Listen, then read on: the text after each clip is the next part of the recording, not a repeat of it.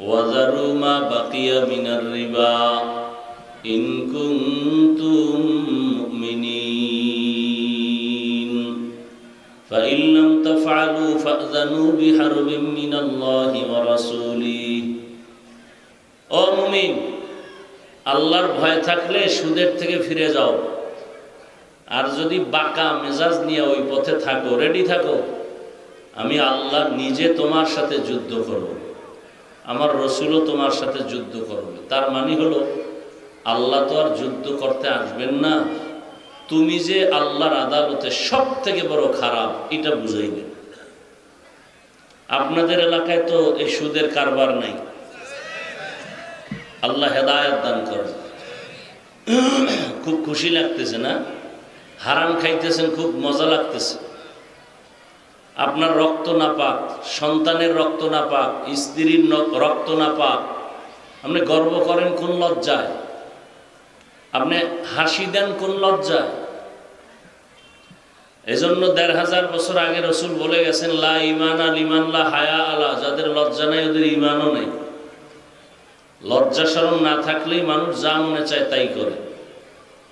এই জন্য আল হায়া শুবাতুম মিনাল ঈমান, লজ্জা ইমানের বড় একটা অংশ। আসেন আয়াতের মধ্যে আল্লাহ কি বললেন, ইয়া আইয়ুহাল্লাযীনা আমানুত্তাকুল্লাহ। ও মুমিন, কোন বেঈমানকে বলেন নাই। কাদেরকে বলছেন? শুধু মুমিন। তোমরা আল্লাহকে ভয় করো। অকুনু মা'আস সাদিকিন, জমিনের মধ্যে আল্লাহর কিছু প্রিয় বান্দা আছেন, তাদের বন্ধু হয়ে থাকো। তারা সর্বোচ্চ সত্যবাদী। সত্যবাদী মানে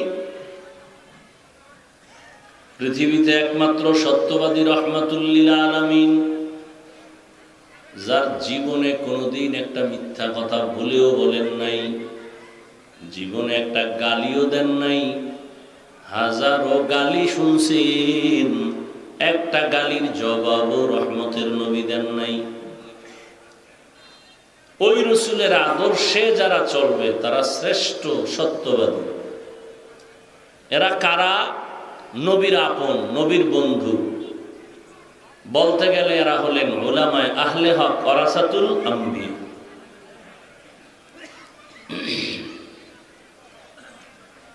ওয়াজ করা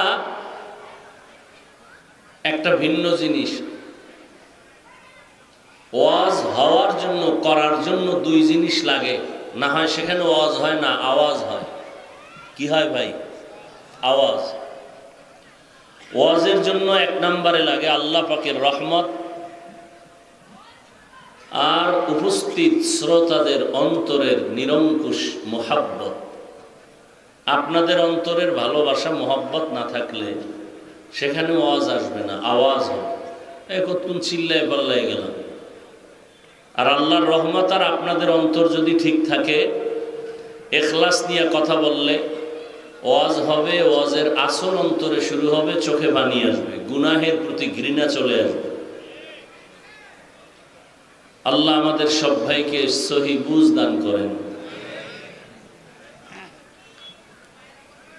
এই অঞ্চলে খুব কম আসা হয়।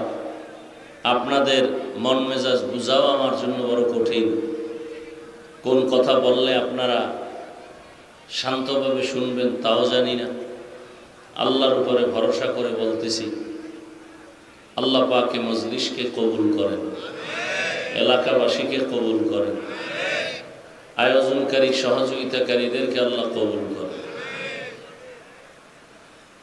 তো আল্লাহ পাকের জমিনে সত্যবাদী ওই ব্যক্তি যে রসুলের আদর্শ মতো চলে। ভাই রিভাবটা একটু কমান। রসুলের আদর্শ মতো জীবন চালায়। রসুলের আদর্শ কি? দাড়ি না রাখা। কি ভাই? রসুলের আদর্শ নামাজ না পড়া, বেপরদায় চলা। দেখেন আপনারা নিজেরাই জবাব দিতেছেন, অথচ আপনি রসুলের আদর্শ মতো চলেন না। আর এই অবস্থায় আপনি আজরাইলের হাতে ধরা পড়লে আল্লাহর দরবারে কেমনে রসুলের দরবারে দাঁড়াবেন, রসুলের সামনে দাঁড়াবেন। আল্লাহ সব ভাইকে হেদায়াতের দৌলত দান করেন। আরো আস্তে করে বলেন। মুমিনদেরকে আল্লাহ পরামর্শ দিলেন, তোমরা তাকওয়া অর্জন করো। কোনো বেঈমানকে বলেন নাই। কেন? জান্নাত শুধু মুমিন পাবে, কোনো বেঈমান জান্নাত কখনোই পাবে না। কোনো বেঈমান কখনোই জান্নাত পাবে না, শুধু মুমিনরা পাবে। এই মুমিনরা যে জান্নাত পাবে তা অনেক বেতের বাড়ি খাওয়ার পর, শাস্তি সহ্য করার পর। দলিল, নবীজি বলে গেছেন ১৫০০ বছর আগে যে বনি ইসরাইলের উম্মতের দল ৭২, আমি মুহাম্মদের উম্মতের আরো একটা বেশি হবে। কুল্লুহুম ফিন্নার ইল্লা মিল্লাতান ওয়াহিদা। সব দলের মানুষ জাহান্নামে যাবে, এক দল জান্নাতে যাবে। ক্বালু মান হিয়া ইয়া রাসূলুল্লাহ। সাহাবায়ে কেরামদের কেউ বললেন, ইয়া রাসূলুল্লাহ, যেই দলটা জান্নাতে যাবে তাদের পরিচয়টা কি? ক্বালা মা আনা আলাইহি ওয়া আসহাবী। রহমতের নবী বললেন, আমি মুহাম্মদের আদর্শ যারা মানবে তারা জান্নাতে যাবে, এতটুকু বললেও হয়। কিন্তু নবী বললেন না, আমার আদর্শ আর আমার হাতে গড়া সাহাবায়ে কেরামের আদর্শ যারা মেনে চলবে তারা জান্নাতের মেহমান হয়ে যাবে। অতএব যারা বলে আমরা শুধু মুহাম্মদরে মানি, সাহাবায়ে কেরামকে মানি না, তারা মুমিন মুসলমান হলেও ৭২ দল জাহান্নামীদের অন্তর্ভুক্ত। জান্নাত পাবে শুধু মুমিনেরা, তাও ৭২ দল জাহান্নামী। এরা চিরস্থায়ী জাহান্নামী না, শাস্তি ভোগ করে এরপরে জান্নাতে যাবেন। আর ডাইরেক্ট জান্নাতে যাবেন এক দল, যারা নবী মানে, সাহাবায়ে কেরামদেরকেও মানে, এরা জান্নাতে যাবে, বিনা হিসাবে যাবে। আল্লাহ পাক বলেন, আমি যে তোমাদেরকে বিনা হিসাবে জান্নাত দিতে চাই, সেই জান্নাত যদি পেতে চাও তাহলে তুমি গুনাহমুক্ত হয়ে আমার আদালতে আসো। পীর হইয়া আসো বলে নাই। অন্য আয়াতে বলেন, ইয়া আইয়ুহাল্লাযীনা আমানুত্তাকুল্লাহা হাক্কা তুকাতিহি ওয়া লা তামুতুন্না ইল্লা ওয়া আনতুম মুসলিমুন।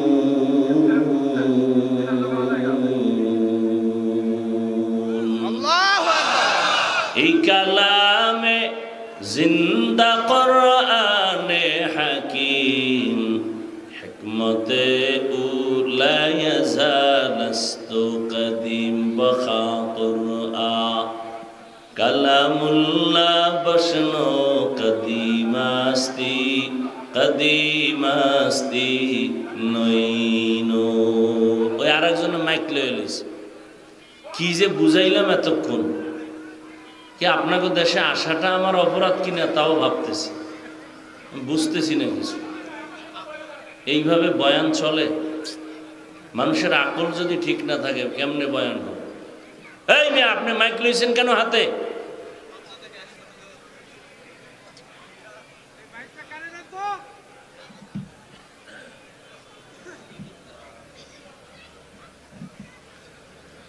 আল্লাহ, আপনারা আমার বয়ান এমনি দেখেন না? দেখেন না মোবাইলে? আপনারা তো ভাবেন এত সুন্দর বয়ান করে, আমগো হেন হয় না কা? বলে না অনেকে? এটা কোনো বক্তার বাবার ক্ষমতা নাই কিছু করার, আল্লাহ যদি দয়া না করে। একটু আগে বলছি না, বয়ান হওয়ার জন্য, ওয়াজ হওয়ার জন্য খাস রহমত লাগবে, আপনাদের অন্তরের কলিজা ভাঙ্গা ভালোবাসা লাগবে। এত ডিস্টার্ব হলে ওয়াজ হয়? আল্লাহ হেদায়েতের দৌলত দান করেন।